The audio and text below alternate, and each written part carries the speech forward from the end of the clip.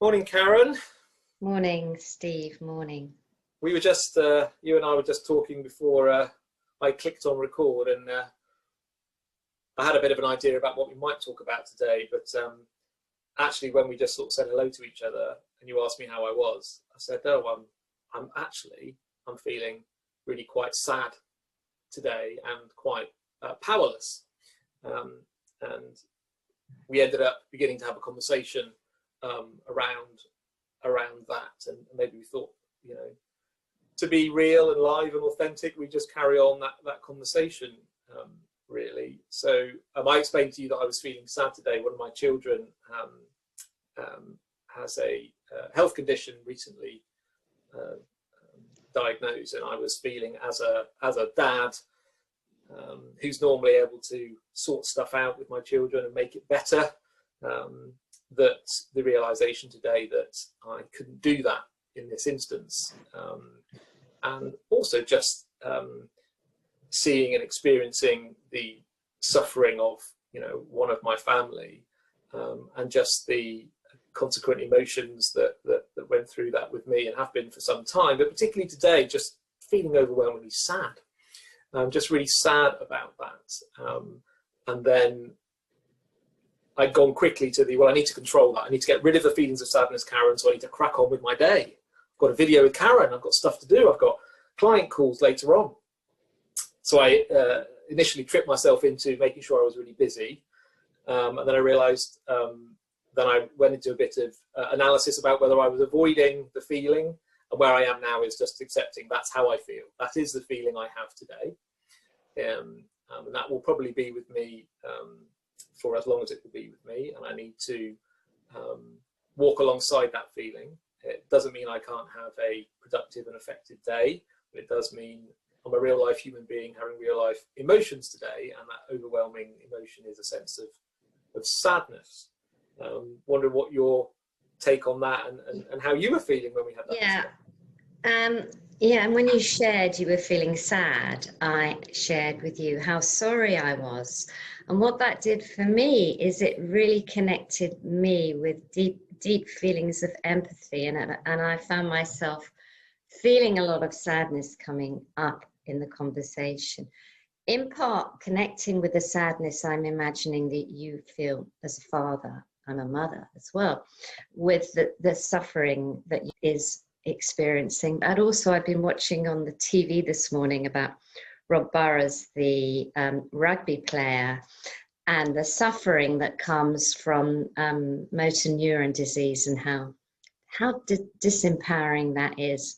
And I found myself actually in that moment quite overwhelmed with sadness, so much so, as you know, I felt like I needed to walk away from the conversation in order to compose myself. And what was interesting about that, a number of things, I found myself saying to you, apologizing for feeling sad, and reminding myself of that in the human condition, about how often I see others apologizing and finding myself caught up in that social norm of apologizing for sadness, when another part of me knows and does embrace that sadness as part of the human condition.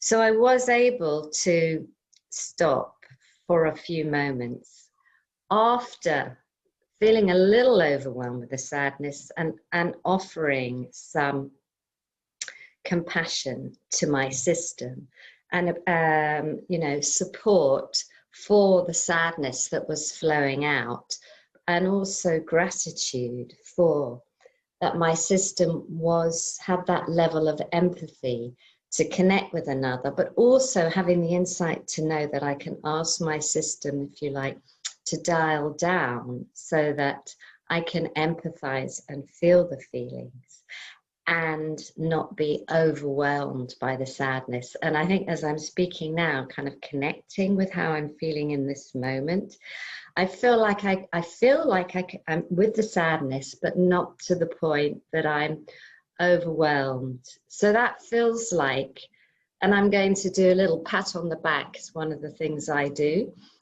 to appreciate that I have arrived in that place, and also to know that it was a little bit messy earlier. And that's part of the human condition. Even you and I, Steve, we are not, I was going to say, we're not angels in the sense that we operate in the perfect way. We're not, angels may be perfect. We're just human beings. And even though we work in this space, there are times it can get messy. And we're talking about that. And that feels quite exciting to be talking about this, knowing that others will see that. Yeah, I think that's such a good point. I think it's that sense of welcome to the human race, welcome to being a real life human being and having emotions and feelings, and you know, I could certainly have not expressed to you today how I was feeling, and been all about the business of getting a video done, but the reality is that, you know, we have a relationship, and I'm a firm believer in, you know, that relationships deepen when we show our vulnerability, I think, and I think that's two sides of the same coin, courage and vulnerability. And whilst I wasn't premeditating, I'm going to show my vulnerability to Karen, it kind of comes out, and I think as a consequence of that, our relationship deepens, our professional relationship deepens, and that becomes layers and layers and layers of more authenticity, and more lived experience of you and I showing each other trust. I trust you to share with you how I'm feeling. You reward that trust by listening and responding with empathy. Our relationship deepens, and I think that could be a very powerful thing in all of our relationships, and the same with our professional working relationships as well. I think that's such an important part of relationships. I think we have to lean into relationships. They don't become deep and characterized by trust on their own. You know, we have to take actions. We have to expose some of our vulnerabilities, you know, let the mask drop a little. And the more time we do that, the more we take that risk, and the more that it's rewarded with positivity, empathy, and listening, the more our trust develops, the more the relationship deepens. And my belief is that's hugely important for the human condition. So I think sometimes we just need to take the opportunity and be as we are. And by doing that, I have felt better, because I've shared that, and you've shared your feelings. It seems obvious and it seems simple, doesn't it? But the human condition is that's quite difficult sometimes. It requires an intentional act or intentional decision to share how we feel.